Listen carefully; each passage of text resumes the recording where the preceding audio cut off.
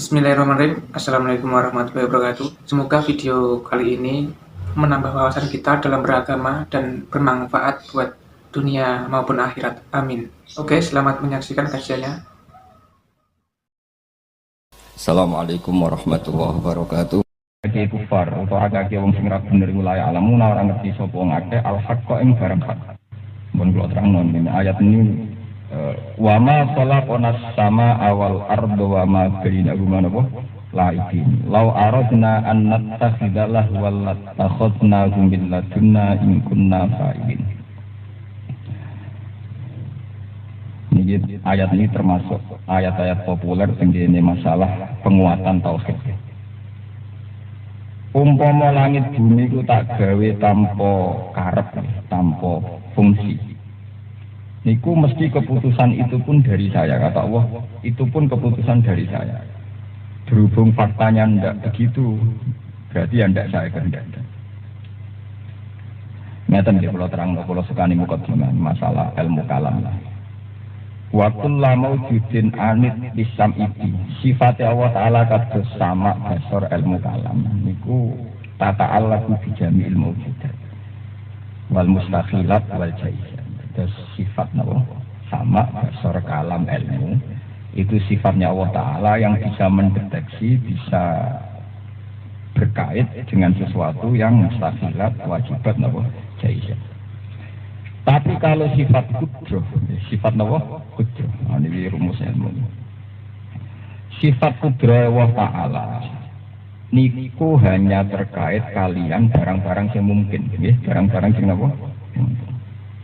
Jadi kalau sesuatu dari awal tidak mungkin, itu tidak bisa dikaitkan dengan sifat kudroh Allah Ta'ala. Mereka nanti terjadi inqalabal ilmu jahlan. Sesuatu yang sudah menjadi pakem ilmu menjadi satu kebodohan. Jadi misalnya ngeten, jare pengiran iku kuwasa. Iso gak ya, loro ditambah loro tapi hasilnya 100. Pengedian lho, dadene napa? Napa? Pengedian ya.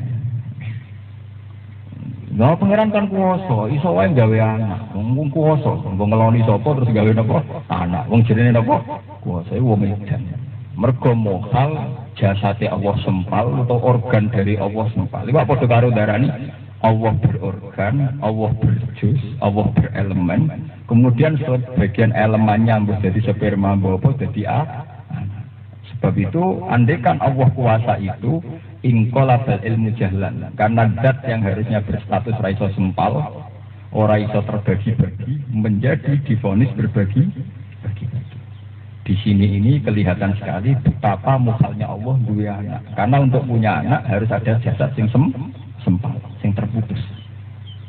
Dan itu tidak mungkin kan dalam zat yang berkeabadian, yang dari awal tidak berjus-jus, tidak berelemen, tidak berorgan, kemudian apa? Sempal. Ini disebut sifat kudroh itu hanya ta'aluk sama barang mungkin, tidak ta'aluk sama barang apa? Muhal.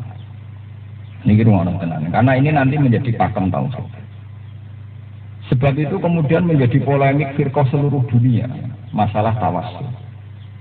Karena cara pandang itu terus beda-beda. Mereka sepakat dalam masalah ketuhanan bahwa muhal Tuhan punya anak, punya apa? Istri. Tapi kemudian nggak sepakat kelompok-kelompok umat Islam seluruh dunia ini masalah kekuatan yang diberikan Tuhan. Kemampangannya itu nak wakil merah delima, buah kiswaka, buah nogo nopo, tetap dia wae diyakini di kekuatan tertentu. Jare wong ahli sunnah sing seneng klenik, mau iki ra sirik iki, tetep aku yakin kekuatannya Allah, cuma nganggo lantaran keris. Umma kowe darani sirik ora gel. Nah, cara wong Wahabi ngono iku dianggap napa? Sirik. Ini kula nu sakniki teng sarang mulang kubrol yakiniyat tentang ideologi dunia yang tren dalam Islam. Kalau sekarang itu kan ahli sunnah tidak bentrok sama Murji'ah, Qadariyah, Jabariyah karena sudah punah. Bentroknya kan kadang mbek Wahabi, kadang mbek PKS, ya kadang NU Muhammad. Ini yang ideologi itunya, ya semacam-macam. Gue bentrok kepentingan ideologi karena kiai ini teman-teman. Dan memang sekarang begitu. Itu sekarang kan menjadi firqah macam-macam. Ada ekstremis yang cara berpikir jihad terus, ada sekuler yang cara berpikir halal terus, ada liberal, gak ono sing haram belas. Kok Islam macam-macam, misalnya kayak pulau Bek sampean gak jelas-jelas. Jadi, kayak aku bisa mana sampai apa sih? Darani ahli sejarah, darani kiri sawangan Pak Sudah Motor, darani sudah kredit, bingung ya. Darani keluarga sakinah bidino tukaran, tapi darani rasa kinah, ya tukaran lapar, ada anak terus. Jadi kita ini tipikal firqah Islam yang tidak apa. Ya sudah, gak ada jeneng ya, kalau jenengan rano apa, rano jeneng. Ya tapi ya urut. Piye wae terdaftar untuk data rezeki. Jadi ora jelas lah tetep menapa urip. Kadang ya marah duwe. Ya ora jelas. Lah niku nyek-nyekane niki kisah nyata ya. Nyek-nyekane Wahabi saniki kalian ahli sunnah. Sebenarnya Wahabi itu masih ahli sunnah, perlu dicatat. Makanya organisasi yang saya hormati itu terutama kata NU Muhammadiyah, karena dalam konferensi Islam seluruh dunia NU Muhammadiyah itu masih kategori apa? Ahli sunnah. Termasuk Wahabi itu kategorinya masih ahli sunnah wal jamaah. Karena di konferensi itu jelas ciri utama beda itu kalau sabtu sahabat. Wahabi sangat menghormati sahabat, begitu juga Muhammadiyah. NU juga sangat menghormati sahabat. Tapi NU dengan Wahabi itu bersih tegang mengenai masalah tawasul. Masalah apa? Tawasul.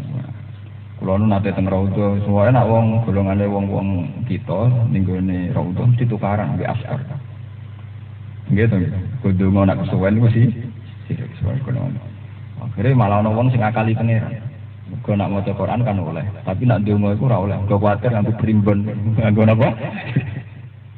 Lha kula de kanca kata sing mondok Mekah ini cerita lucu, mata mondok Mekah. Nah, jenenge santri rata-rata ngidolakno manakib. Nggih, manakib te kitab-kitab golongane mujarrabet. Pak Muwa niku teng imigrasi disita tenan.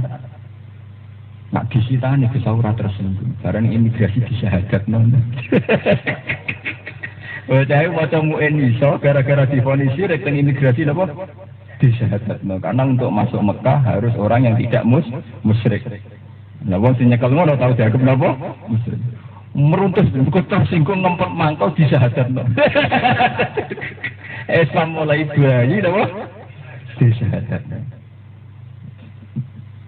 Jadi memang kalau mereka menvonis ekstrim betul masalah apa? Tawasul. Kita dengan Syiah itu beda sekali masalah sabtu sahabat.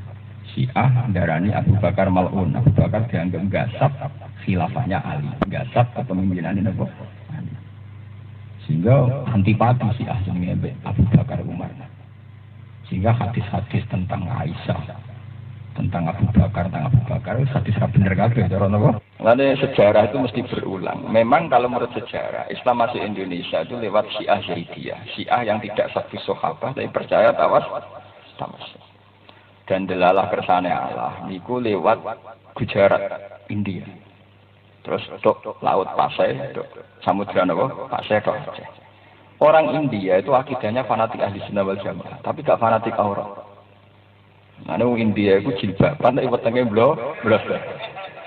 Mulane kula sering digojloki tiyang Syiah. Kula nggih gadah kanca Syiah kata Wahabi. Pak Bah, kalau kita salah akidahnya akan masuk surga lewat jalur aurat. Karena orang Iran apapun bentuknya itu pakai cadar, auratnya normal. Tapi kalau Indonesia akidahnya ahli sunnah, tapi blodor. Loh iya, Dewi Persik Krisdayanti itu ahli sunnah. Tapi nak pakaian semua artis rata-rata ahli sunnah benda akidahnya. Tapi nak aurat aja takok. Wong Syiah abangan lah cadaran, tapi akidahnya elek mergo sabus sahabat. Lah nak teng kota malah parah meneh. Katokan cekak cak wayu biasa nggawa ruko sajadah dilempit katokan cekak moro masjid. Wah bingungno malaikat. Ya hanya malaikat gimana dak bingung. Dari segi kasful aurat harus ditulis dosa. Karena buka tapi malaikat kan kena konstitusi Islam. Siapa yang jalan ke masjid, maka setiap langkahnya nyeblokno dosa. Malaikat akan harus konsultasi terus sama Tuhan untuk memutuskan. Karuan sampean wis tuwek watuk mara masjid, jelas aturan mainnya, jelas. Wae, malaikat seneng nak wong sepuh ning masjid iki jelas ganjaran. Saya nak katokan cekak, ayu, nak sing elek rapati repot nak kete. Karena tingkat fitnahnya ringan, tingkat fitnahnya apa? ringan. Jadi, kalau malaikat nggak nulis pahala juga nggak berani karena konstitusi Tuhan mengatakan siapapun yang berjalan ke masjid maka setiap langkahnya melebur dosanya dan setiap langkahnya mengangkat derajatnya. Tapi dia punya sisi yaitu blotter. Makanya yang masih begitu tobat saja biar tidak bingungkan malaikat. Loh malaikat itu bingungan, malaikat itu orang pinter. Malaikat yang pinter golong malaikat Jibril Mikail. Jadi kalau menurut Quraisy ya, malaikat yang saksi ya, itu pinter-pinter. Yang malaikat Jibril Mikail itu malaikat papan atas, diberi perangkat Tuhan untuk bijak. Kalau malaikat tukang nyatet itu lugu saja. Mengenai tentang kitab-kitab, ini wonten cerita ngeten. Tenan beberapa orang kitab ya. Malaikat orang kitab. Jadi suatu saat itu ada 4 orang soleh itu di pintu surga. Itu bentrok, apa? Bentrok. Sing tok kiri sabar kok sampean-sampean kiri napa? Sabar. Gak gelem didisi orang jare Nabi kiri sabar ahli suar. Modal kiri napa? Sabar. Jare sing mati syahid orang jare Nabi wis pokoke anggere wong mati syahid langsung mlebu swarga.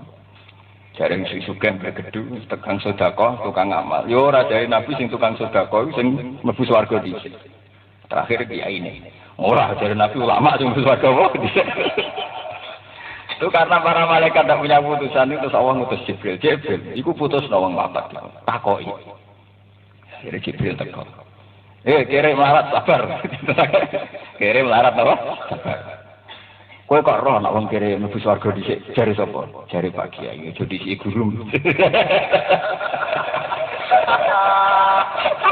Sing lae itu takoi. Sahid, mbok rewangi mate tek nganti mate tek demi pangeran, demi agama pangeran sing ngandani sapa nggih Pak Kiai. Akhire ya gegeman wis ibu.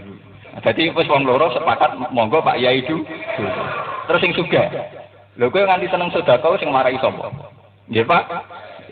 Akhire Pak Kiai ini. Ya berarti kan sudah orang 3 sepakat Pak Kiai dulu.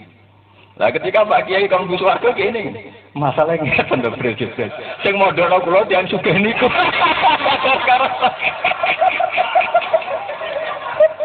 Sing gawe ana pondok nggih tiyang sugih niku sing mondhono kula nggih tiyang sugih. Sing nukono kitab nggih tiyang sugih. Akhirnya gelem ra gelem tadi kan suara sudah dipenuhkan ke Pak Kiai. Berarti Kiai ini sudah punya otoritas. Enggak punya otoritas menentukan deh. Ketika dia harus masuk surga awal, dia tidak enak sama itu. Masalahnya ngeten lho, sing mondokno kula niku tiyang sugih. Tapi yang jelas suara sudah di Pak Kiai. Ya monggo sing sugih. Dari sing melarat pancet ae wong sugih. Ning donya ning akhirat menangan. Akhirnya melarat pancet ae wong sugih. Ning donya ning akhirat lho. Lha iku nak cerita iku bener tenan prono. Niku nak bener tenan prono tenan lho. Ndak ada sing melarat gremeng pancet ae wong sugih. Ning dunya akhirat apa? Menang. Wah, nak cerita-cerita ngoten niku ya pokoke senine ilmu. Jadi ulama hiburane ya cerita ilmu. Kowe ngono hiburan ya ora karo-karuan. Jadi ulama itu ya enak ya ora. Enak itu hiburannya murah. Sinau seneng. Senam intelektual gitu apa? Seneng. Nah hiburannya sampean malah bayar bareng, malah repot. Jadi paham ya. Terus niki nggo pengetahuan. Jadi barang mungkin ya. Mau balik malih teng kudroh.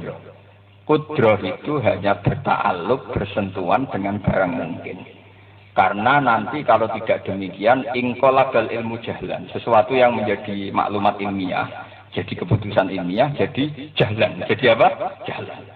Tentu satu pengetahuan ilmiah bahwa 2 ditambah 2 itu 4. Tidak bisa PP Allah kuasa. Ora 2 tambah 2 ya 7. Berarti kita pengiran edan, 2 tambah 2 apa nama? Itu. Justru itu karena barang mukhal tetap mukhal, tidak boleh kudroh bersinggungan dengan barang mukhal.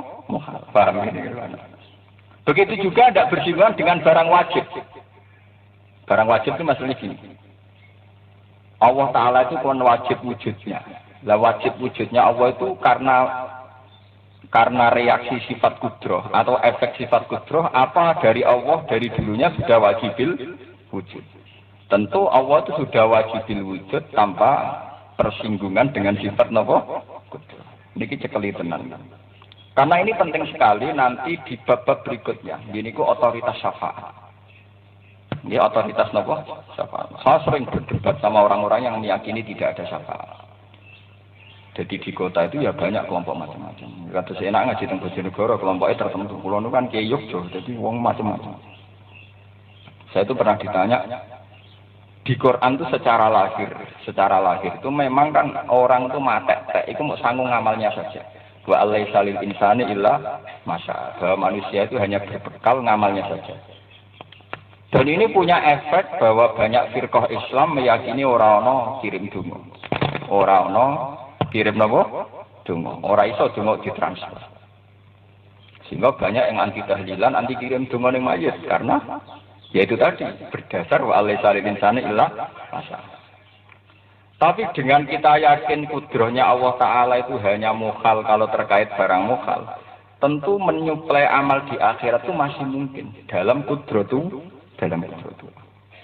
Sebab itu masalah syafaat ayatnya sederhana. Man dzalladzi yashfa'u 'indahu illa bi'idznih. Tidak ada yang bisa memberi syafaat nanti kecuali dengan izin Allah. Wa kam mim malakin fis samawati la tughni syafa'atuhum syai'an illa min ba'di ay ya'zana Allahu liman yasha'u wa yarda. Dan banyak malaikat di langit yang tidak bisa memberi syafaat kecuali nanti Allah memberi izin. Ya saya bilang gini.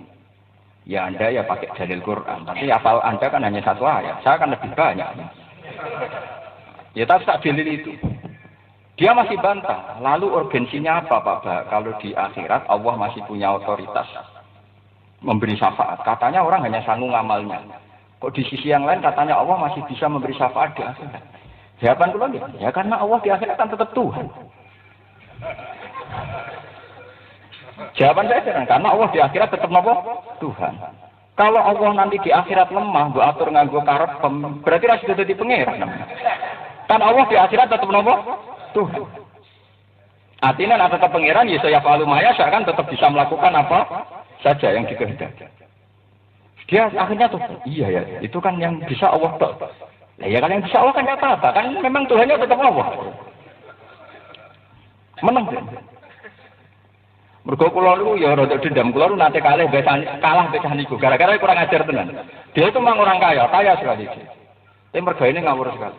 Jadi saya pernah kalah dengan dia debat karena urusan duit kiai, urusan duit kan pengapesan. Jadi tidak pernah menang. Kalau urusan duit, saya itu kalau di duit 500.000, cara kula niku kuat. Cara dene sithik. Sehingga dia bilang saya ini bangkrut Pak. Uang saya tinggal 3 miliar. Karena dia ya dia. Jadi kalau bisnis buku itu kalau laba 2 miliar itu katanya masih melarat. Lagi pulau kiai di 100.000 cara pulau kata, malah rata orang 20.000 dari akeh. Malah parah meneh malah lebih parah lagi itu maksudnya. Dia itu bisnisnya seenaknya. Nggih napa? Lalu tak kira dia itu orangnya khusyuk kok bisnisnya seenaknya. Terus ketika saya tanya, ini yang cerita saya kalah. Ketika saya tanya, kowe wong saleh nek bisnis kok saya enak. Ya kan saya sudah bilang sama Tuhan, wa in kana khabisan fatahhir. Saya itu masih mangkal. Dia itu sergap duha. Di duha itu kan ada, ya Allah kalau tidak ada adakan, kalau di langit turunkan, kalau di bumi keluarkan, kalau sedikit banyakkan. Wa in kana khabisan, kalau jelek ya sucikan. Saya kan sudah bilang sama Tuhan, kalau tidak baik disucikan. Dia dia mentang-mentang sudah kontrak sholat duha, paham ya? Saya nanya saja kan, katanya dia, saya kan sudah bilang sama Tuhan, kalau rezeki saya tidak baik, sucikan. Jadi tetap saja Pak, suci semua kan saya sudah bilang. Ini orang gimana? Mau dibantah memang doa itu ada. Tapi dia itu seakrab saja, kan saya sudah bilang sama Tuhan, kalau rezeki tidak berdoa, istilahnya dia kan saya sudah bilang sama Tuhan, kalau rezeki saya kebisan, fatahhir. Tidak apa-apa Pak, dipakai saja, itu sudah dibersihkan sama Tuhan. Kira-kira aja. Makanya ketika dia debat sama saya masalah syafaat, dia nggak percaya syafaat. Ya saya bilang, bantah-bantah, dia kalahnya ya kan Allah tetap Tuhan di akhirat. Kalau Allah di akhirat tetap Tuhan, berarti tetap bisa yaf'alu ma yasha. Ini yang harus dipikir oleh orang-orang yang anti syafaat atau yang anti kirim donga. Saya tidak dalam rangka bela NU atau enggak. piye wae kirim donga iku nak pangeran muni tok ya beto. Tapi kowe ora iso ngeklaim tok, soalnya nak pangeran muni tok. Tapi nak kowe dhewe ora iso. Apalagi Pak Kiainya ndak bisa. Soalnya nak pangeran muni iso ya iso. Kita ndak tahu caranya. Kenapa kok bisa ya? Karena Tuhan tetap napa? Tuhan. Ya Tuhan kan ndak pensiun, di akhirat gitu tetap napa? Tuhan. Dia ternyata ingat, paling sampean dendam di sini. Memang repot, kalau sudah gitu-gitu itu tuh repot. Mengkulono nanti neliti firqah seluruh dunia ya. Tapi lewat literatur, lewat teks. Lewat teks itu artinya ya lewat teks. Jadi yang masih asli. Misalnya kalau ingin tahu mazhabnya Wahabi, saya pernah baca karangannya Abdul Aziz bin Baz. Kalau ahli sunnah terkini di Mekah ya Said Muhammad. Ya kan lo semua aliran kan punya tokoh sentralnya mesti ya. Kalau ahli sunnah internasional ya Said Muhammad. Misalnya kalau Wahabi dulu Abdul Aziz bin Baz. Nah lokalnya itu hal barang. Sehingga gue makna primbon nih. Begitu juga masalah-masalah yang lain. Itu memang setiap ilmiah itu memang menarik. Karena perdebatannya senam otak. Memang sama-sama apa? Sama-sama menarik. Lalu kalau bingung. Di saat ini saya sebagai ulama itu bingung. Lebih untung mana? Kita punya kepastian hukum sama tidak? Kalau menurut saya untung tidak. Dalam hal-hal yang kaitan Allah itu untung tidak. Ya peluangnya biar saja. Kata Rasulullah dulu, al-faqih kul al-faqih. Orang pinter yang benar-benar pinter adalah satu, kaidahnya satu. Mal lam yu'aminin nas min makrillah. Orang yang menjadikan orang lain tidak merasa aman dari siksa Allah. Tapi walam ayyisum min rahmatillah, dan tidak membuat orang lain putus asa dari rahmatnya Allah. Ya sudah gitu saja standarnya. Jadi ya tidak menjadikan orang lain putus asa, tapi ya tidak menjadikan orang lain terlalu pede. Kemudian daripada hadis itu apalannya ya. Terus kiai apalnya khauf roja, pokoknya terus disingkat jadi khauf kenapa roja. Tapi itu sebetulnya itu filosofinya panjang sekali. Termasuk panjangnya adalah Rasulullah nanti ngetikan, andai kan orang kafir itu tahu betapa rahmatnya Allah itu sangat melimpah, dia pun yakin bisa masuk surga. Saking aja rahmatnya Allah. Dan andai kan orang mukmin tahu betapa ketatnya aturan Allah, dia mukmin pun nggak pernah berharap masuk surga. Mesti kena peluit, kena apa? Kena semprit. Lah boten kena semprit iki. Wong sing kusuk ning kamar terus ora tau metu ora tau maksiat. Tentu maksiatnya lebih banyak. Karena maksiat dalam Islam adalah tarkul wajibat, meninggalkan kewajiban. Dan orang kusuk tentu paling kriminal dalam melakukan kewajiban. Bojo temangsang kelaparan, anak temangsang kelaparan, keleleran. Loh iya, di antara dosa dalam Islam kan meninggalkan kewajiban. Kayak cari nafkah, kayak ngurmat masjid, ngurmat madrasah. Tentu orang sing tengok-tengok kan buruk sekali prestasinya dalam hal ini kan buruk sekali. Orang mau buruk sekali. Artinya tetap dia kena dosa dari jalur meninggalkan kewajiban. Paham? Tapi kalau wong Islam sing wis kelayaban ning terminal doyan, maklaran tanah doyan ya cetakon. Dia harus bilang sama Tuhan, "Wa engkana khobisan napa?"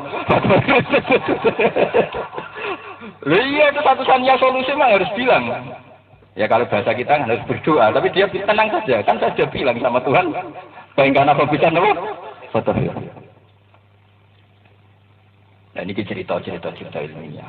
Terus begitu, firqah-firqah Islam terus sampai terjadi firqah-firqah kados ekstremitas.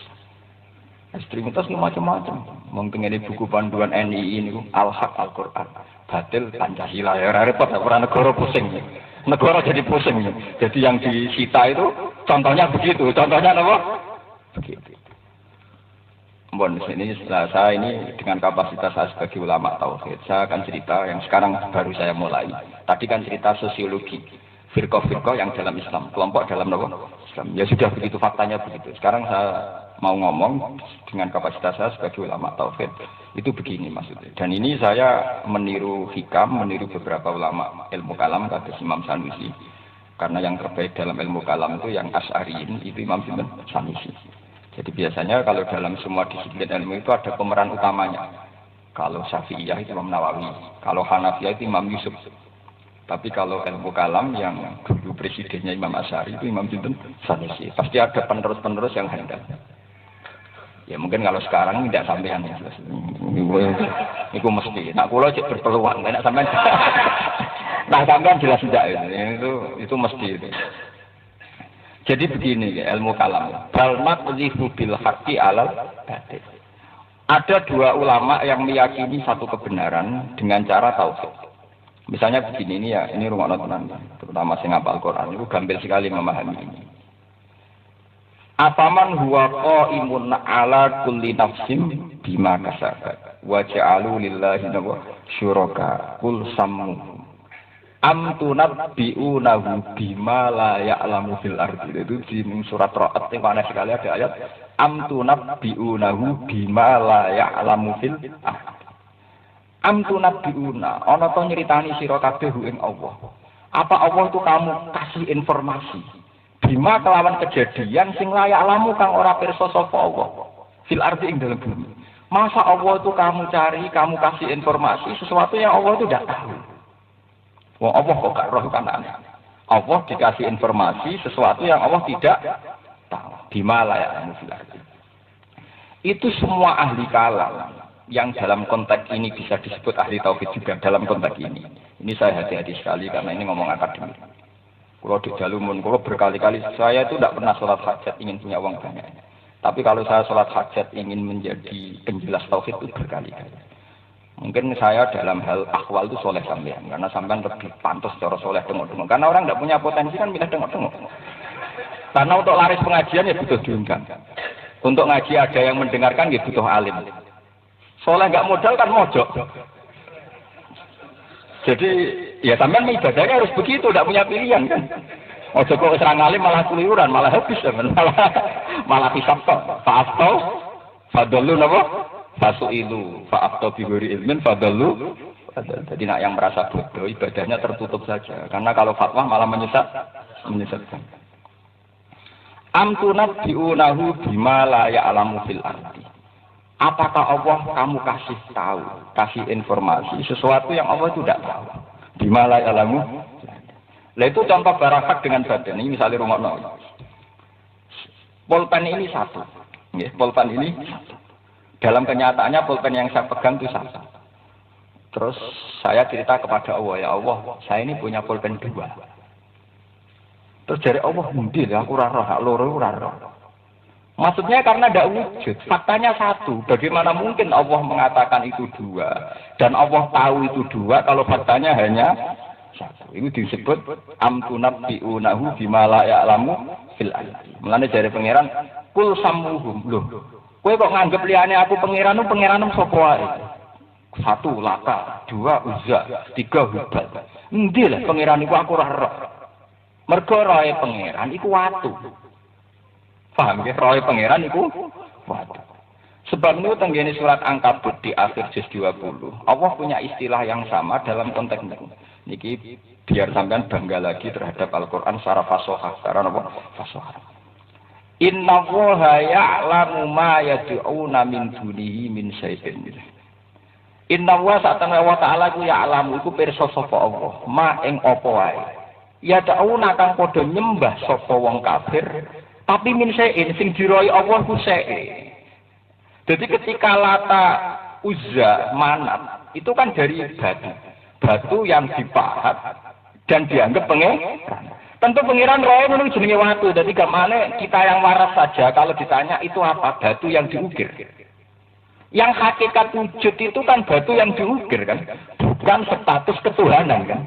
Kalau status ketuhanannya tentu tidak ada sama sekali. Paham ya? Yang ada adalah seknya, yaitu batunya itu. Paham ya? Sebab itu ini penting sekali dalam ilmu kalam, ilmu tauhid, ada istilah amtunabbi'unahu bima la ya'lamu fil ardi. Tentu Tuhan tidak tahu sama sekali unsur ketuhanannya pada batu itu, memang sama sekali tidak ada. Nah Allah muni ana malah salah lihat kan lucu, pengiran kok salah apa? Lihat. Paham ya? Tapi kalau syeknya Allah tahu karena syek adalah kebendaan, jadi itu bahwa materinya Tuhan itu rupa napa? Watu. Paham niki? Niki ilmu tauhid sing pakem. Ya, ilmu tauhid sing napa? Pakem. Sehingga Nabi Yusuf zaman dakwah itu nak ngendikan gitu saja. Ketika orang-orang di penjara, teman-temannya Nabi Yusuf zaman tengsel, niku dikhutbahi Nabi Yusuf, "Ma ta'buduna min duni illa asma'an sammaitumuha antum wa aba'ukum ma anzalallahu biha min sultan." Kowe iku mau nyembah watu-watu sing mbok arani pangeran. Ora kok pangeran sing mbok arani pangeran. Niku tunggale kowe rabi mbek celek. Kowe ora bi celek sing mbok arani ayu. Paham ya? Paham ya? Jadi foto kayak misalnya mau guru bagi zuhud itu kan kuya kulo zuhud kus gak di dunia belas kayak mau guru bagi orang kiri sembarani zuhud. Paham ya?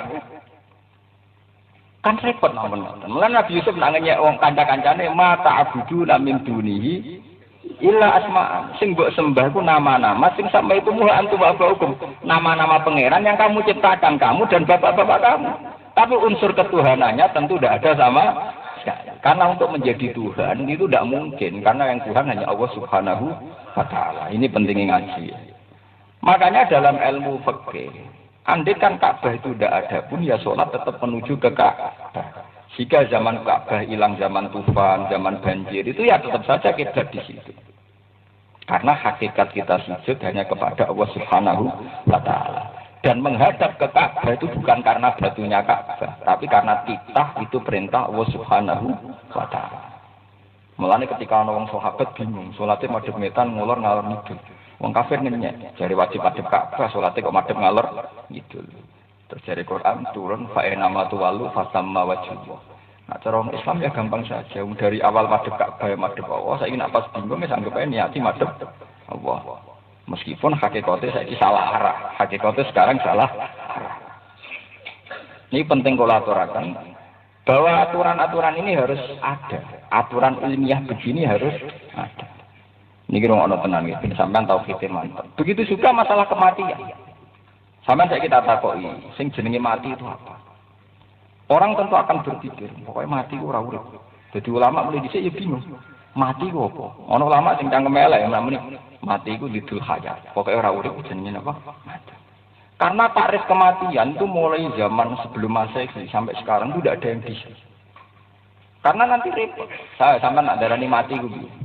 Mati ku iku Gus, pokoke wong wis ra dirasa.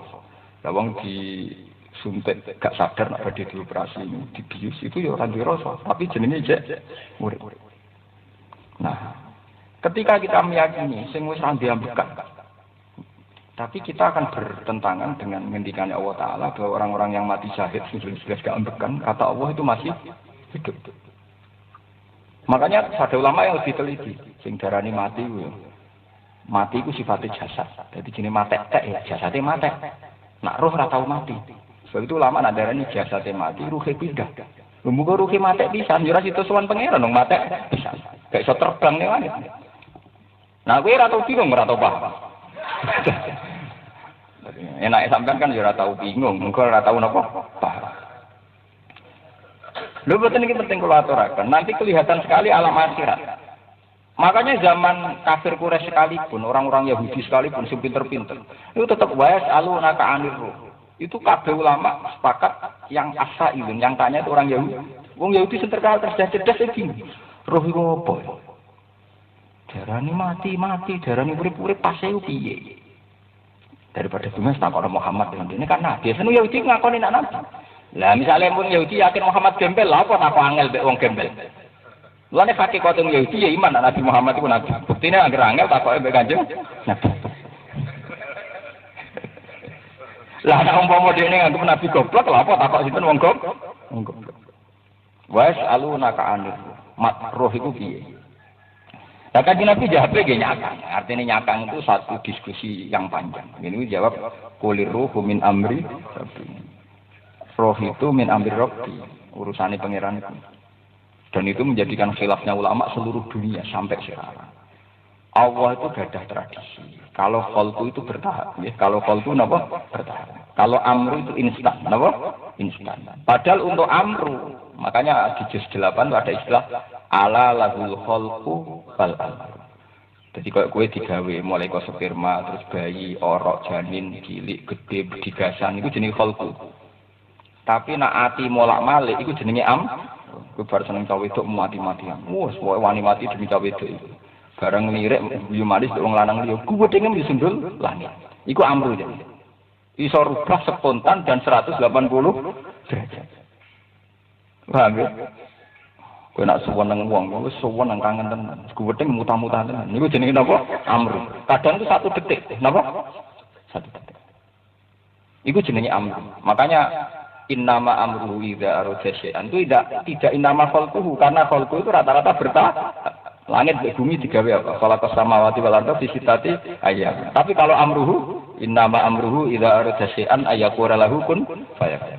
Jadi kalau ulama yang kayak Imam Ghazali itu tahu betul betapa pekanya Quran, mana khalqu mana amru. Yang kebetulan sampai Anda tahu jadi tidak bingung. Nah, makanya sampai harus syukur dengan ketidaktahuan ini. Karena itu menjadi tidak bingung, menjadi tidak. Saya yakin sampai tidak pernah terbersit bedanya amru dan apa? Khalqu. Nah, berarti terangno lagi mikir. Nah, itu kan pasien kan. Jadi ya sudah begitu. Nah, sekarang roh itu kata Allah min amri rabbi itu urusan Tuhan. Memang roh itu misteri. Bagaimana tidak misteri? Ketika kita sudah di alam terbuka begini, syaratnya hidup itu harus terbuka. Jadi kira iso mbayangno nek kowe saiki urip meneh ning dalam kandungan ibu ya matek tenan. Berarti kalau gitu kita apa sudah dikatakan hidup saat di janinnya, saat masih napa? Janin. Ngendikane Quran wa id antum ajinnatun fi butuni ummahatikum. Ketika kamu masih janin juga sudah hidup. Lalu hidup itu bawaan apa? Ana wong sing darani hidup itu bawaan jantung, bawaan apa? Misalnya, ya keliru lagi. Jantung itu punya ikhtiar apa? Apa jantung punya kehendak, punya ikhtiar apa? Sehingga dia bisa mendatangkan roh. Kan tidak bisa juga. Jantung diciptakan Allah, kemudian diisi roh. Nah, medis kan bingung. Jantung nggak dicopot, nyatanya wong mati tenang. Tapi ketika jantung dianggap unsur kehidupan, goblok pun. Buktinya sebelum ada jantung, roh kamu itu sudah ada dulu. Nanti setelah fisik kamu diciptakan, baru roh kamu diletakkan misalnya di jantung itu, misalnya. Artinya gini, jantung sendiri kan nggak bisa memproduksi roh. Gitu. Kalau jantung bisa memproduksi roh, berarti orang yang jantungnya kuat tidak bisa mati. Karena kalau mati diproduksi lagi. Kalau mati diproduksi lagi. Nah, ini ilmu kalam, ini satu kecerdasan. Berarti hidup tidak bisa dikaitkan dengan jantung. Tapi masalahnya secara kasat mata, wong nak jantungnya copot, bulunya copot, mati. Tapi tetap tidak bisa dikatakan, nak bulunya sehat, lehernya sehat, jantungnya sehat, tidak bisa mati karena otomatis diproduksi oleh jantung. Nah, daripada bingung ngono, dijawab bin amri rabbi urusan pangeran. Wong dia akhirnya malah ngakoni. Iya, nabi-nabi dhisik nek ditakok iya muni ngono. Umpama kowe goboroh malah keliru mat. Jadi orang Yahudi senang menjebak Nabi karena sebuah pertanyaan kan butuh jawaban dan biasanya orang kecenderungannya sok tahu. Jadi umpama Nabi kok nerang malah keliru atau menimin amri napa? Yaitu sebab itu menjadi misteri, menjadi napa? Sama tak ceritanya, misteri Quran ini itu sampai dikaji oleh para pakar-pakar kristologi zaman Khalifah Harun ar-Rasyid. Dulu di Timur Tengah itu orang-orang Kristen itu ya 50-50. Jumlah Kristen Ortodoks sama orang Islam nomor 50-50. Awal-awal Islam termasuk zaman Khalifah Harun ar-Rasyid. Itu banyak para pendeta yang mengkaji Quran. Itu suatu saat si pendeta ini datang ke Harun ar-Rasyid. Ada ulama banyak di situ. Dia cerita bahwa fi kitabikum dalam kitab kamu jelas-jelas ada kata bahwa Isa itu ruhuwah wa kalimatuh. Nggih. Sehingga ulama-ulama sehingga Tuhan-Tuhan kan tambah bingung. Waduh, mati wong. Karena ada legitimasi bahwa di Quran ada istilah bahwa Isa ruhuwah wa kalimatuh. Harun ar-Rasyid tertekan dia, ini gimana ini? Dia inginnya kan enggak gitu. Tapi kan piye ono. Isa ruhuwah napa? Wa kalimatuh. Ya mulai ini selalu ada ulama yang elek cangkeme tapi bener. Wah itu udah hanya Isa yang ruhuwah wa kalimatuh. Masih Nabi Adam ya ruhuwah kalimatuh. Ya, termasuk aku barang ya ruhuwah wa kalimatuh. Sesuatu yang harusnya spesial untuk Nabi Isa. Contohnya Nabi Adam sampai napa? Awake dhewe. Si pendeta akhirnya ngamuk. Terus akhirnya dadai. Ya zaman Nabi Adam digawe kan pangeran ngendikan wa nafakhtu fihi min ruhi. Rujuke min ruhi kan ruhe Allah. Ya padha mek ruhuwah wa kalimatuh. Cuma iki wa nafakhtu fihi napa? Min ruhi. Iku Harun Rasyid seneng ora karuan. Si pendeta itu takluk, Harun Rasyid untung ngono kuwi. Itu dia pulang itu dikasih sekitar kalau uang sekarang 300 juta, 300 dinar. Seneng dong, seneng kan? Ini loh, wajan baru kayak ilmu. Gue menang no pendeta, cek untuk duit. Ya sudah begitu, dulu itu memang begitu, perdebatan itu begitu. Jadi dulu perdebatan itu adu seru, adu apa? Seru. Misalnya orang bangga dengan Isa karena lahir tanpa bapak. Memang spesial, karena lahir tanpa apa? Tapi kan dari Quran, wah seru Nabi Adam, tanpa bapak, tanpa ibu. Padahal mereka tidak ingin spesialnya Nabi Isa disaingi sinten Nabi Adam yang Nabi kebanyakan kan karena dia ada ulul asmi. Tapi spesial dia karena bila abin wala umin. Sebab itu kata Allah inna masalah Isa inda Allah maka masalin apa Adam. Ya sudah begitu. Sehingga ini melahirkan satu fakta tauhid, satu kesepakatan apa tauhid. Nah, ini pentingnya ngaji be ulama. Biar sampean tahu logika ulama yang masih khas. Saya tidak mubalak ya tidak bakat. Sebab itu kurang ajar tenan nak ngundang aku jadi repotin. Orang rugi ngundang kula selain ra bakat ya repot. Nanti sampean sowan kula ya kangelan. Kula metu sampean ya kangelan. Saya itu tidak terbiasa punya tamu. Ini jujur mawon, saya itu tidak terbiasa punya tamu. Kalau saya di rumah yang milik anak istri saya. Mergo aku serawong sugih. Masa apa dolanan mbek anak mancing wis ana tamu. Kemudian anak tamu ini sawangan urusan Islam ini malah bingung. Ya sudah, yang kayak saya biarkan saja bin mutola'ah, dolanan di anaknya pas mulang. Nara konsumen itu sekolah, maling ramen. Enggak, saya loh ya, kalau kiai lain beda ya monggo, tapi kalau saya memang begitu. Yang jelas saya belajar terus sampai sekarang. Jadi insya Allah, saya kalau masalah ilmu itu cukup lah, kalau referensi cukup, karena saya masih belajar. Kemudian min amir rabbi itu oleh sebagian hadis sahih dijelaskan. Ketika ahli surga di surga dan ahli neraka di neraka itu kan nanti berkeabadian, apa? Berkeabadian. Itu yang lucu. Dan ini mesti alam gaib ya. Allah Ta'ala menampakkan satu kapsun amlah, satu domba yang manis. Terus ahli surga, ahli neraka ditanya, kamu tahu itu apa? Terus mereka sepakat, hadza al-mautu. Niku kematian Gusti. Terus fayusbah, unsur kematian itu disembelih. Nggih? Ketika unsur kematian disembelih, maka ahli surga akan abadi tidak mati. Ahli neraka juga akan abadi tidak mati. Karena unsur dalam tubuh yang menjadikan orang mati itu dihilangkan. Sama seperti pakar-pakar yang ahli gizi, misalnya buah apa, unsur apa yang jadi busuk dihilangkan. Sehingga buah itu tidak busuk. Sekarang kan semuanya bisa diilmoni. Misalnya kayak jagung hibrida itu kan gitu. Unsur yang menjadikan reproduksi diambil. Sehingga iso tuku bibide tapi nak wis dukul ditandur merah kan ora kena. Ya tinggal saja diambil kan kalau yang pakar genetik kan tetap bisa. Pakar apa? Genetik. Unsur yang menjadi reproduksi diambil. Lah unsur sing mari kuntet diambil. Jadi seperti ayam potong itu kan gitu. Unsur sing mari mangan hormonnya dituambah. Unsur bijake gak ono melane pitik apa? Pitik potong, ora kancane wedok ora sawet, unsur sawete dibuak ana unsur mangane tok, mangan. Dadi ora tau kelon, mau mangan. Lah nek pitik Jawa kuru-kuru mergo amen kelon ora tau. Oh, mboe dikelon di pitik Jawa niku parah tenan. Mulane kuru. Mergo sibuk kelon. Lah nek pitik potong mboten wis jejer-jejer kudune ra sawet, gak sawet blas. Pokoke mangan. Karena unsur hormon makan ditambah, unsur biologis diambil. Begitu juga kematian. Ini cerita betapa hebatnya ilmu. Matahari juga sama. Matahari itu disuntik sama Allah, unsur yang menjadikan dia bertahan sekian miliar tahun. Sekali unsur itu diambil ya redup dia. Tetap semuanya itu ada unsur, ada partikel atom yang menjadikan kita kuat. Makanya terus bingung, kalau gitu yang namanya mati itu apa? Ternyata di hadis sahih gambarannya mati itu kapsun amlah, satu unsur yang dipersonifikasi kayak domba yang gitu terus dihilangkan. Nah ketika dihilangkan tuh unsurnya menjadi berabadi. Nah kalau sudah gitu kan repot, permainannya menjadi lebih repot. Sama seperti gini, kenapa besi itu kuat? Unsurnya besi kuat itu apa? Pakar-pakar fisika tahu unsurnya besi kuat itu dingin. Ternyata unsurnya itu dingin. Buktinya ketika dipanaskan sekian derajat bisa tekuk. Betapa lemasnya besi saat dipanaskan. Berarti unsurnya kuat karena dingin. Tetap bisa. Apa sih fisik yang nggak bisa dirumuskan? Dulu orang darani wong picek krono apa? Retinanya itu copot. Wong mesti picek nggak bisa melihat kalau retinanya diculik atau retinanya rusak.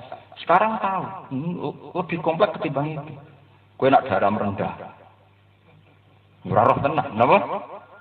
Atau overdosis terlalu tinggi juga ora roh tenan. Berarti masalah tidak melihat unsurnya bukan sekedar retina, terkait tekanan darah dan sebagainya. Nah itu balik malih. Karena kompleksnya masalah roh ini, terus roh itu pokoknya tidak mati. Akhirnya ulama tukaran sak dunia. Nak roh posisi ini sedurunge ana kowe kan wis ana roh, tinggal masang saja di kamu. Akhirnya ulama sing darani ketika nanti kiamat, itu termasuk sing abadi napa roh. Jadi ya ora iso diceplas Gunung Merapi ora kena. Di kiamat mah ya ora kena. Makanya terus ada ulama mengatakan ketika kiamat itu ada 8 hal yang tidak rusak. Termasuk asbud danab jare corke kuno-kuno maknane napa? Apa jenenge? Balung kodok. Terus roh. Terus aras. Surga, neraka, terus hamalatul arsy yang 8. Ketika kiamat kan kata Allah wa yahmilul arsy rabbika fawqahum yauma idzin samaniyah, dan saat itu yang menjaga aras jumlahnya pinten? 8.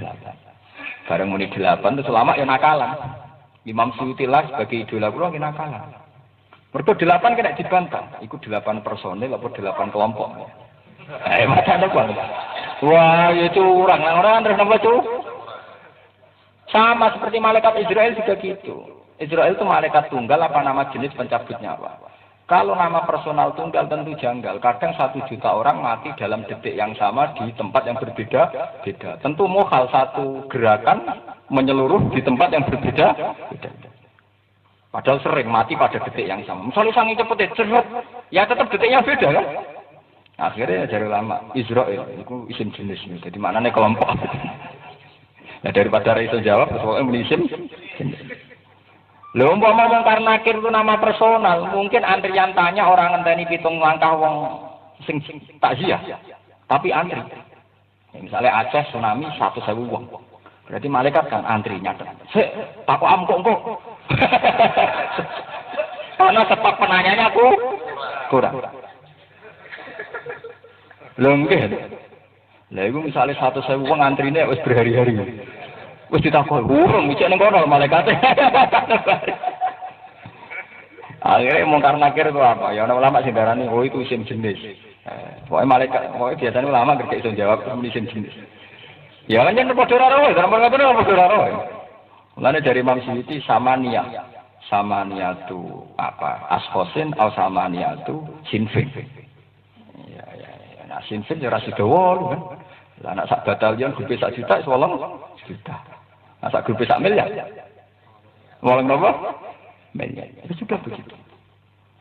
Nah sekarang makanya ini menjadi perdebatan ulama internasional ketika ramai bahwa kiamat itu bisa terjadi saat bom nuklir diledakkan. Karena dengan demikian itu pokoknya planet bumi itu hanya butuh 4 nuklir. Karena 1 nuklir itu bisa merusak 1/4 bumi. Jadi cukup 4 nuklir itu bumi hancur. Itu terus terjadi kiamat. Kata ulama-ulama sing ahli fisik. Dinyak ulama-ulama sing ahli terus, sing ahli klinik. Ciri utama kiamat itu ora sekedar bumi hancur, tapi roh-roh ning kuburan tangi. Lah, nek nuklir meledak iku urung terkait ambek roh tangi. Paham mau iso merusak bumi. Gak situ ulama. Ya ora situ ana ya ora situ kiamat. Karena apa? Nuklir tidak bisa menyentuh napa? Roh. Nuklir juga tidak bisa mematikan roh. Di gempa ya ora kena, di nuklir ya ora kena, ditembak ya napa? Makanya ana hikmah wong ndelok gentayangan ini. Artinya hikmah kita menjadi tahu ternyata gambaran sutradara lelah sing mati mau jasad saja. Ruhe dadi weden, dadi napa gentayangan. Minimal itu meskipun kita tidak percaya, menjadi percaya soal rohnya bahwa roh itu tidak mati. Akhirnya ulama ini cerita lagi terus. Nah, ngono mati kok apa? Ya mati pakai jasad mati. Jadi enggak menyentuh roh. Diskusinya tidak menyentuh roh. Karena roh masih kulir ruh min amri rabbi. Sudah gitu diterangkan Quran wa ma utitum minal ilmi illa qalila. Lah karena roh ini tidak mati ya, sampean diantuk barokah ulama Quran saya jelaskan. Karena roh itu tidak mati dan rumit begini, Sehingga tidak aneh sekali ketika Mi'raj Rasulullah ketemu Nabi Musa, Nabi Ibrahim, Nabi Idris dan nabi-nabi yang lain. Karena memang kematian itu tidak menyentuh nopo. Paham ya? Kematian tidak menyentuh. Mana kulo berkali-kali debat kalian tim redaksi. Saya ini termasuk tim redaksi tafsir ya. Itu sekali sering debat, ya debat kusir lah. Meskipun lebih profesor, lebih dokter, debat kusir. Lah podo bingung yang podo raro. Saya bilang meskipun Anda profesor nak roh kan tetap raro. Ya sama kalau roh meskipun Anda ulama ya nak roh. Podo roh ora usah debat kan. Misalnya gini, kita perdebatan gini. Itu ada ayat yang urutannya itu entah kayak apa, tahu-tahu begitu. Ini ku walaqad atena Musa kitab. Fala takun fi miryatim milikoi. Musa itu tak kayak kitab Taurat. Fala takun itu pakai kaf kitab. Fala takun pakai tak kitab. Mongko ojo ana sira Muhammad. Iku fi miryatin ing dalam kemamangan milikoi saking ketemu Musa. Ya kan bingung, ngarep-ngarepi ra bakas ketemu Musa, jadi ketemu Musa terus piye? Kan ayat sebelumnya juga ada bakas pertemuan. Itu kalau di Al-Azhar, di Muntakhab Al-Azhar, di tafsir pilihan Al-Azhar itu. Fala takun simiriyatin milikoi. Jadi Musa itu tak kayak kitab suci. Kuwi ora usah mamang, ana jatah mamang. Maksudnya kuwi untuk kitab suci juga gitu. Ya ana ulama sing daripada repot-repot ngait-ngait tentang Mi'raj, Musa itu tak kayak kitab. Gue ya usah mamang, gue untuk jatah dhewe. Buktinya terusannya ayat wa ja'alna hudal li bani Israil. Jadi gue untuk jatah kitab, Musa untuk jatah kitab. Tapi karena hadis Mi'raj ini rungono tenan ini ilmu kelas tinggi. Hadis Mi'raj itu mutawatir. Sudah mutawatir dan semuanya cerita tentang Nabi Musa ketemu Nabi Muhammad. Bahkan barokah salat sangka 50 dadi 5 ya barokah mbantahe Nabi Musa. Mulane bantahane ora pati malah nak mergo Nabi Musa ya bantahan. Tapi ya dituruti kok pangeran. Karena bantahe apik. Bantahe napa? Mat pangeran wapian 50 rakaat terang arah kuat umatku gagah-gagah ora kuat temune umatem. Kanjeng Nabi ya nurut ae Nabi junior, nasibnya beliau meskipun Sayyidul Awalin kan Nabi napa? Junior. Nurut ae. Nah pangeran yo seni ora nyudane mau 5. Pira Mat? Ijek 45, ijek ra kuat balik meneh. Sampai akhirnya tarik lima. Iku Nabi Musa ya apik. Cara iku disudo meneh taqabbalallahu minna apa. Yang saya sayangkan kenapa tidak disudo lagi. Ayo. Wis bartenan no. Bartenan. Ora sido ana salat. Ya bener pangeran ra sido ana tetep ra iso niku gunane munggah ado-ado lha opo. Nah, akhirnya gak sido napa? Ana salat. Nah, ini kan semakin memperjelas betapa masalah roh itu gak iso ditebak. Gak iso napa? Ternyata Nabi Muhammad ning alam Mi'raj ketemu Nabi sinten? Musa. Nabi Adam gimana?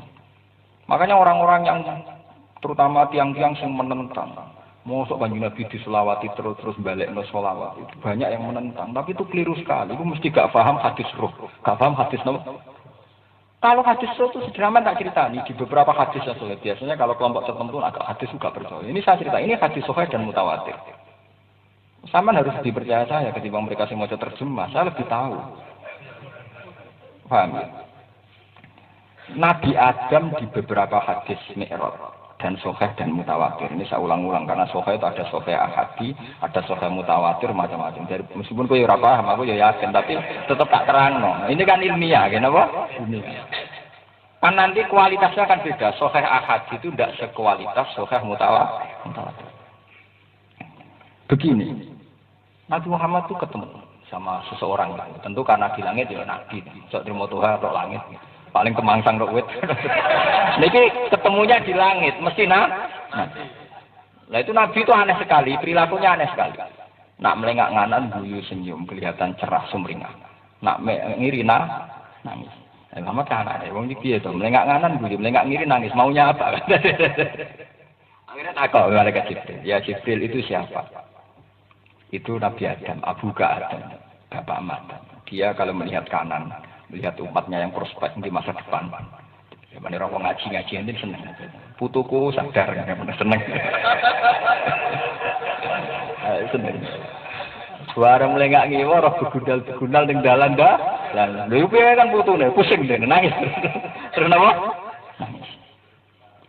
Artinya betapa rohnya Adam itu masih dan masih mengawasi kita.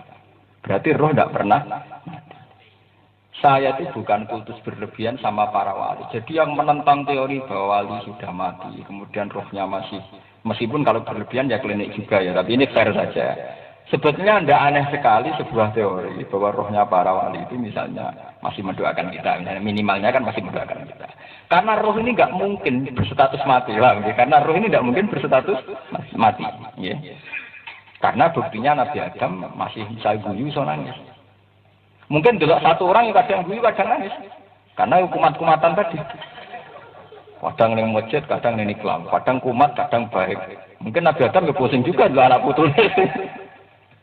Dia tahu putuku sing sitok. Istighfar jangan nangis-nangis tenan.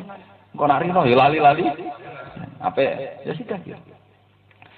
Jadi dari cerita-cerita ini kan semakin jelas misteri roh itu betapa susahnya diurai, ya. Betapa susahnya apa? Diurai. Nah itu fasodaqallahul azim ketika Allah ngendikan wa ma utitum minal ilmi illa qalila, bahwa tentang roh itu kamu enggak akan tahu kecuali sedikit. Nah, ulama beda meneh. Maksudnya sedikit ilmu sing sedikit apa yang tahu sejumlah orang yang sedikit. Jadi ulama sengaja repot.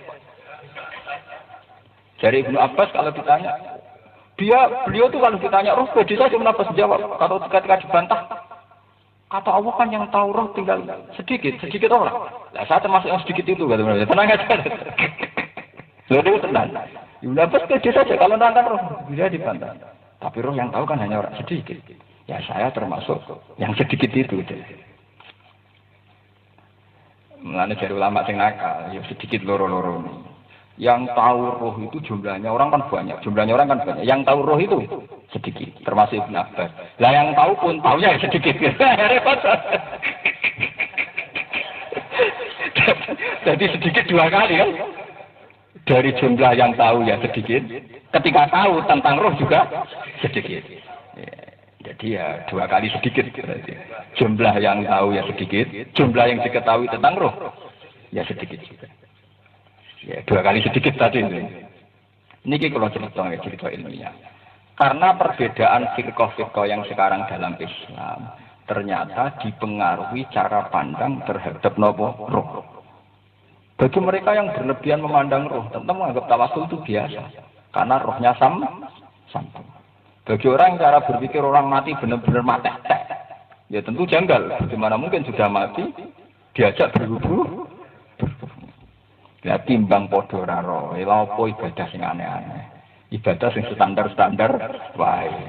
Semoga sholat kunat qobliyah ba'diyah, nek ngamal iso sedekah. Apa ibadah-ibadah sing kontroversi. Jadi memang repot, nerang-nerang ini memang repot. Tapi kita sebagai orang yang berpengetahuan dan bacanya banyak ya terangkan. Biar kejumidan ini hilang. Meskipun sampean tetap pening, tapi apa pening timbang pede keliru. Bang, percaya diri dibeli apa? Keliru. Itu lebih baik. Ya, timbang pede tapi apa? Atau bingung tapi mencari-cari sehingga nanti kapan-kapan lebih baik. Terus kalau balik ini malik, terus ini penting sekali karena saya sekarang hingga detik ini masih meneliti tren-tren perbedaan firqah dalam Islam itu dimulai cara pandang terhadap roh, termasuk bahkan perbedaan kita dengan kaum-kaum non Muslim itu ya masalah itu mau luar biasa, dahsyat sekali perbedaan itu dahsyat sekali. Ternyata yaitu tadi ketika neng orang-orang mahsyar nanti unsur kematian itu menjelma sebagai domba yang manis. Itu terus disembelih. Fayusbah, unsur itu dihilangkan. Ketika dihilangkan, ya ahlal jannah khuludun fala mauta lakum. Kamu sekarang abadi, tidak ada kematian. Ya ahlan nar khuludun fala mauta lakum. Nah, kejadian ini sama Allah diumpamakan matahari. Matahari itu panasnya ribuan derajat. Tapi kok kuat berjuta-juta tahun. Karena unsur keabadian di matahari ada. Wong panasnya segitu kok bertahan jutaan tahun. Sementara sesuatu yang panas itu logikanya kan paling mudah hancur. Sesuatu yang panas kan logikanya paling mudah apa? Tapi matahari itu enggak. Matahari itu hanya punya kekuatan penghancur tapi tidak bisa dihancurkan. Misalnya dia dibom pakai nuklir, wong panas dia. Jadi nuklir belum sampai dia sudah leleh dulu. Jadi matahari itu penghancur. Jadi bisa jadi subjek tapi tidak bisa menjadi objek. Makanya kiamat itu dimulai dari matahari. Kita samsu kuwirat. Karena matahari itu menjadi kuncinya. Dia penghancur sejati. Ini tidak bisa dihancurkan. Sebab itu kalau di surga itu nanti nggak diberi matahari. Rusak nih surga apa? Matahari. Makanya di surga nanti itu la yarawna fiha samsaw wala zamharira. Itu memang begitu. Jadi unsur-unsur yang bisa merusak tatanan hidup itu di surga dihilangkan. Ya Allah gampang saja kan. Misalnya orang itu kalau makan pasti beol, pasti berak. Unsur yang menjadi berak dihilangkan saja. Yang ada unsur vitamin. Terus unsur yang harusnya tetap keluar dijadikan keringat. Karena keringatnya swarga kecut kan gak pantas. Jadi wis jadi keringat, keringatnya menjadi misik. Gampang saja Tuhan. Tetap makan dan tetap ada pembuangan ya, lewat pori-pori, tapi nanti runtusnya jadi apa? Minyak. Kenapa kok jadi minyak? Karena yang dimakan pasti halal. Karena di surga kan nggak ada barang haram. Ya ora usah mui wis halal kabeh ngono. Artinya ya mudah sekali Allah mendesain ulang itu napa? Mudah sekali. Nah, unsur keabadian itu yang bernama napa? Roh. Nah, ketika unsur keabadian itu bernama roh, fasudaqallahul azim ketika ngendikan untuk Adam itu kata Allah wa nafakhtu fihi min ruh. Ya sudah. Jadi misterinya Tuhan mengatakan min ruh ini luar biasa. Enggak main-main. Meskipun ya kita bingung tadi.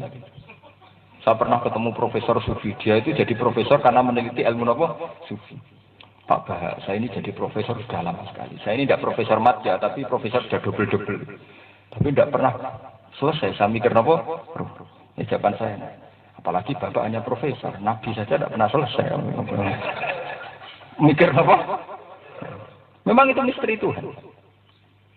Sebab itu terus ulama mengatakan nanti pas kiamat pun, itu yang nggak kena kiamat, hancurnya langit dan bumi termasuk apa? Ya karena itu tadi. Sampai ada napa tenggene nazuman napa Ubdatul Farid napa Jawharatul Tauhid ngaten niku.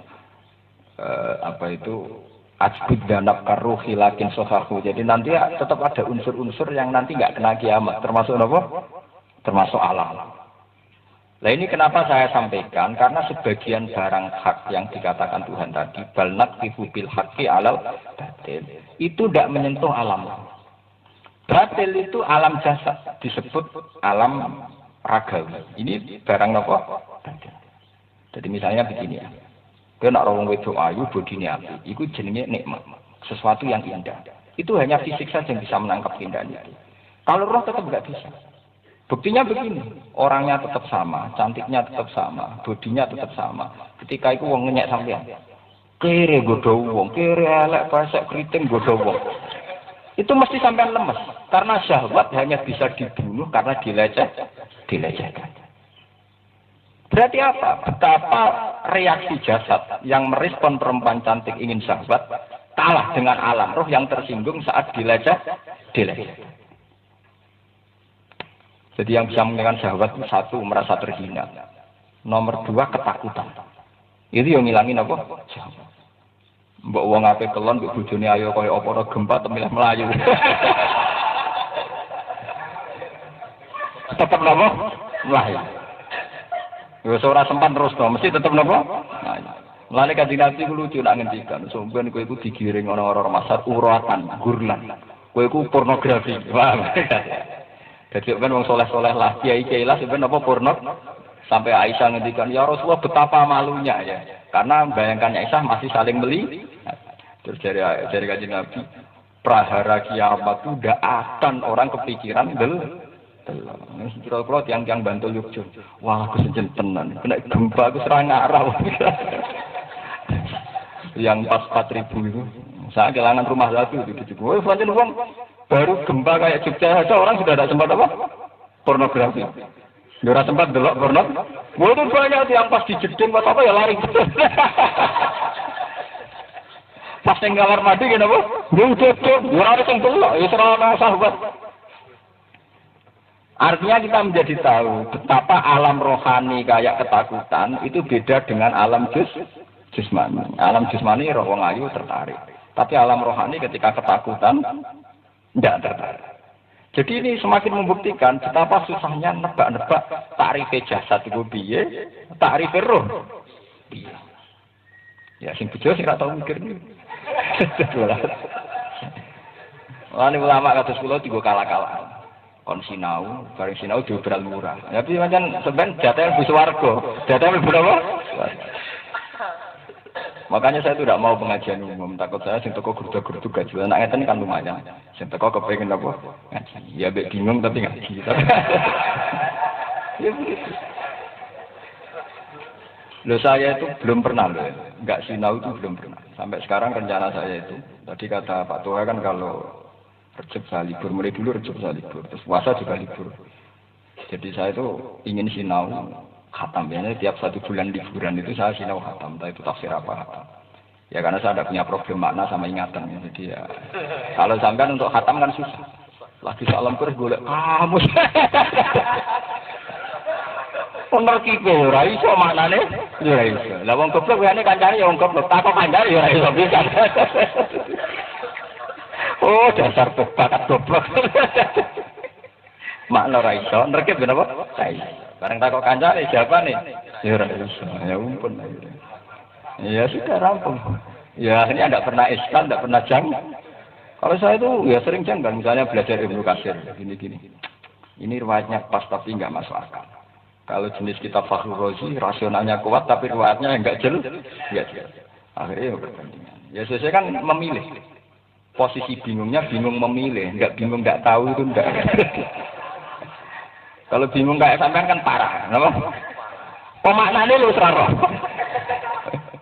Ngono kok terus fatwa itu piye.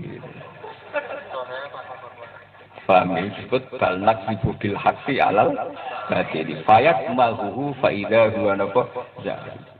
Jadi sampean tidak bisa mengatakan katanya Allah Taala barang batil mesti sirna. Kenapa masih banyak tempat-tempat maksiat, masih banyak agama-agama yang tidak benar, masih banyak tempat-tempat pemujaan yang tidak benar.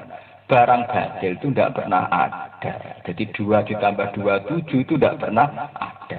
Tapi yang mengatakan 2 ditambah 2 7 banyak. Jadi waktu jadi pangeran itu tidak ada. Tapi yang mengatakan waktu jadi pangeran banyak. Jadi keris itu yang mengatakan keris sakti itu banyak. Hakikatnya keris ya tidak sakti. Nah, masalah dikunyuduk mati, sudah berkunyuduk kenapa mati? Memang keris lebih sakti mergo lengkak-lengkuke akeh. Itu mesti lebih sakit itu, lebih apa? Apalagi yang kuno, mesti infeksi gitu. Jadi lengke kan artinya sebenarnya rasional saja bahwa keris lebih sakti dibanding pisau karena tidak stainless, tidak steril, apa? Misalnya disuduk keris yang mengalan keris Gus nak laku ini mau hebat yang pitu aja hebat yang so ya mesti loro.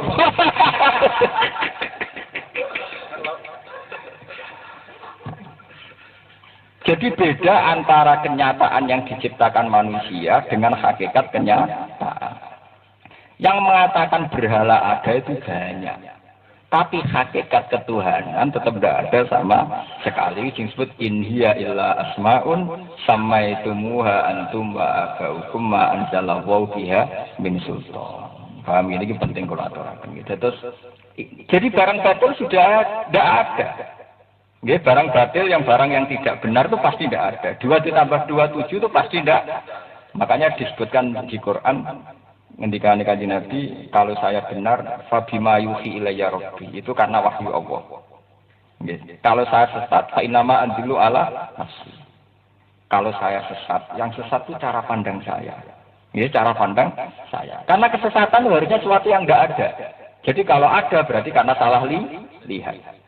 Makanya ngendikane Quran, qul ja'al haqqu wa ma yubdiul batilu wa ma yu'id.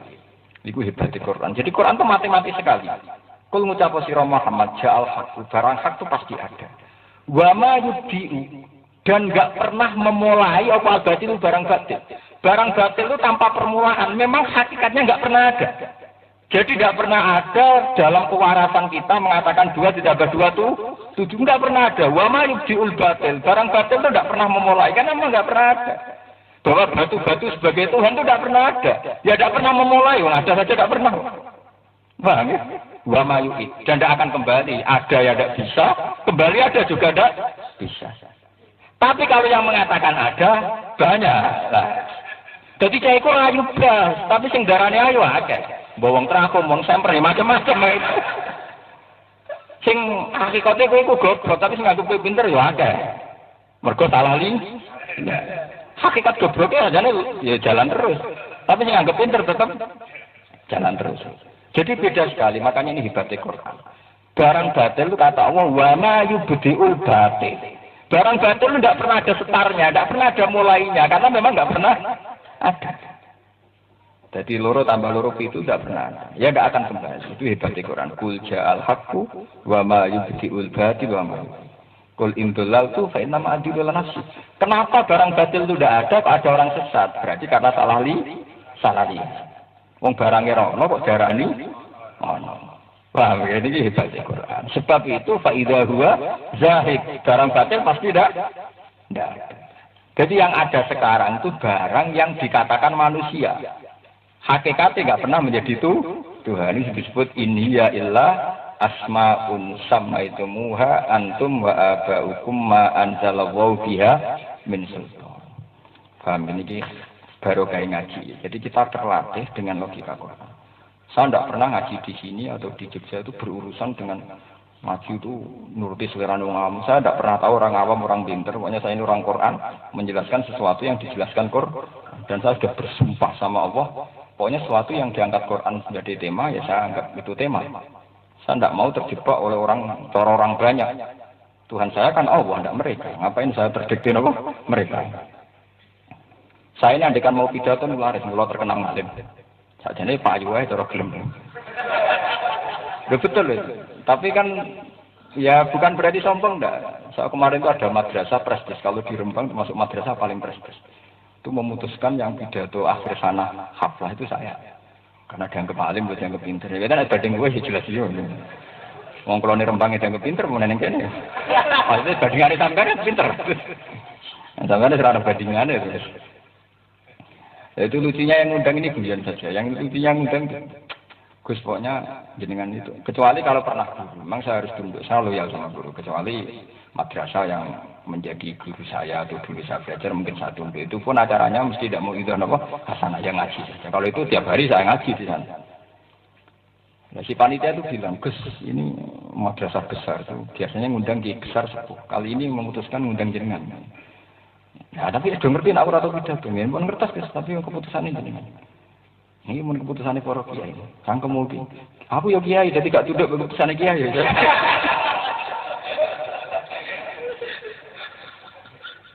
Ya saya bilang gitu. Dan akhirnya saya tuh kan dari kiai. Aku ya kiai ya, kon duduk keputusan ini apa? Kiai. Oh, aku jenengan lora tenan iki maksudnya. Jadi kalau orang awam harus tunduk sama keputusan apa? Kiai. Kalau kiai sama kiai ora perlu saling mutus to. Malah kiai ora sopan, kiai kok diatur. Tapi hikmahnya banyak. Akhirnya madrasah itu memutuskan bikin satu kelas tertentu yang memungkinkan saya ngajar sederhana. Gampang bagus banget. Mengapa sana udah ngaji? Sudah dikumpul ngaji gelem. Karena saya anggap ngaji itu lebih familiar, hanya ya wong ra jelas-jelas seneng ilmu tapi wong ra jelas. Tapi pidato terlalu prestis. Untuk orang kayak saya terlalu prestis. Yang podium, yang pidato 1.500. Hadratul ulama ala jilak mboko harus wabil khusus. Wabil khususnya itu tidak selesai itu. Lah orang kayak saya itu kan tidak bakat dihormati sampai gitu. Selain saya sendiri yang merasa tidak ideal ya, karena saya merasa idealnya jadi ulama ilmu saja. Ulama ilmu nanti sidik-sidik kan pantas. Karena kalau saya tidak bedik itu rugi. Rugi karena Allah ngendikan fa'ena atau ghufrani kok sifat ghafur kungang. Ya itu memang guyonan sufi itu memang begitu. Ya tapi nak gue bedik kan raiso balik. Makanya itu masyhur. Ketika ada isu bahwa sebagian orang-orang yang dianggap kiai itu nakal, itu ada yang tanya Gus Dur. Terus katanya kiai itu orang suci, itu sebagian kok gini-gini. Jawabnya Gus Dur, Malah yang boleh nakal itu para kiai, karena mereka tahu caranya kembali. Kalau kamu jangan, ya itu guyon terus digestur cerita. Yang bisa ngakali hukum kan ya pakar hukum. Sing tukang ngilah-ngilah hukum sapa wae, wong awam ora iso. Ini guyonan, tapi memang nyata. Kiai kok santri-santri nakal-nakal, gak apa-apa kok ngudoni. Jadi wis nyiapno solusine. Piye kan? Ape maksiat kok nyiapno apa? Solusine.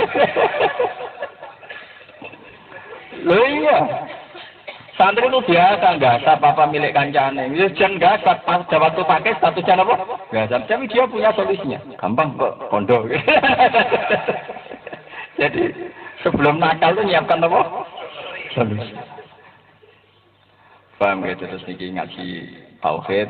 Sekolah pulau berulang-ulang ya, makanya saya tadi mubang-mubang karena memang untuk mengarang ilmu mantik bukan mukaddimat. Bukan apa? Jadi saya ulangi lagi ya. Barang batil itu dari awal nggak pernah ada. Wa ma yubdiul batil wa ma. Yang ada itu penggemarnya yang salah lihat. Ya, penggemarnya yang salah apa? Iya. Sehingga kebatilan itu banyak sekali. Itu maksudnya banyak yang meyakini adanya barang batil. Tapi barang batil sendiri tidak pernah wujud secara hakikat. Disebut balnat zifu bil haqqi alal batili fayat ma'hu faida huwa napa. Makanya terus ayat walakumul wailu mimma tasifun. Kamu celaka betul ketika melakukan satu komentar, satu keyakinan. Ketika barang batil tidak ada, harusnya kan tidak pernah ada berhala kan? Tapi ternyata kok ada berhala. Walakumul wailu mimma tasifun. Salahnya kamu mensifati berhala sebagai itu Tuhan, paham? Bukan kok berhala lalu menjadi Tuhan, enggak. Berhala selamanya lama tidak akan jadi Tuhan. Tapi disifati sebagai Tuhan. Itu hebatnya Quran. Walakumul wailu mimma tasifun. Utek kemeh sing elek, wong berhala barani pengen. Jadi cara diterjemah bebas walakumul wailu utak teme sing semper wong brolo kok anggap pangeran di sini walakumul wailu membatasi. Tapi hakikat kepangeranan dalam berhala tentu tidak pernah ada. Boleh Al-Fatihah. Alhamdulillah minasyaitonir rajim. Bismillahirrahmanirrahim. Alhamdulillahirabbil alamin. Arrahmanirrahim. Minas siratal mustaqim siratal ladzina an'amta 'alaihim ghairil maghdubi 'alaihim waladdallin. Bismillahirrahmanirrahim. As'aluka bi annaka alhamdu la ilaha illa anta al-hanan al-mannan. Ya badi as-samawati wal ardi ya hayy ya qayyum ya dzal jalali wal ikram. Annarika nahnu wa dzurriyyatuna man ahabbana rasulaka Muhammadan rasula yasma'u alaihi ma ayatika yu'allimuhum kitabal hikmah wa sakinan ka antal azizul hakim. Allahumma barik fi ta'limina wa ta'limina ya Allah. Ridha minka wa ana minka mafudun. La nakhafu fi dzalika lawmata la'im wa la nakhafu nafsana wa la nakhafu hama walakin nara dzalika ya hidayatan minka wa 'aunan minka wa timarun bi amrika ya Allah ara dzalika minka wa ilaika bika ya ilahana ya Allah lakal hamdu hatta tarda wa lakal hamdu idza radita wa lakal hamdu ba'da ridha lakal hamdu bi kulli ma qadaita wa tabbarta wa lakal hamdu ya Allah bi kulli ta'limika wa hidayati rasulika Muhammad hatta nara wa na'lama annahu la ilaha illa anta subhanaka wa inni ahadtuka ya walan tuklafanihi wa inna ma ummatina wa jama'atina nasyhadu annaka la ilaha. Alhamdulillah, itu dia kajian dari Gus Baha. Semoga bermanfaat dan kita mendapatkan barokahnya, amin. Tunggu video dari kami bersama Gus Baha. Dan sekian, wassalamualaikum warahmatullahi wabarakatuh.